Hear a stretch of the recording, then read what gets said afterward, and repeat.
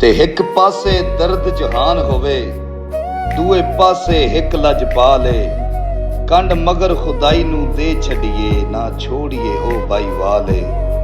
ਇਹ ਤਾਂ ਠੀਕ ਏ ਵਾਕਿਆ ਹੀ ਹੁੰਦੇ ਹਨ ਜੁਗੀਆਂ ਵਿੱਚ ਕੀਮਤੀ ਲਾਲੇ। ਉਹ ਵੀ ਹਰ ਇਨਸਾਨ ਨੂੰ ਨਹੀਂ ਲੱਭਦੇ, ਹੱਥੀ ਆਂਦੇ ਨੇ ਕਿਸਮਤ ਨਾਲੇ।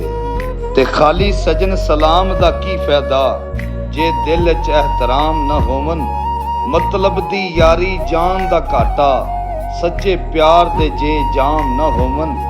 ਤੇ ਉਸ ਚੀਜ਼ ਦੀ ਕਦਰ ਕਰਦਾ ਹੀ ਕੋਈ ਨਹੀਂ, ਲੱਗੇ ਜਿਸ ਦੇ ਦਾਮ ਨਾ ਹੋਵਨ। ਓਏ ਬੰਦਾ ਪਿਆਰ ਤੂੰ ਕੋਈ ਨਹੀਂ ਰੱਜਦਾ, ਜੇ ਬੇਲੀ ਨਮਕ ਹਰਾਮ ਨਾ ਹੋਵਨ।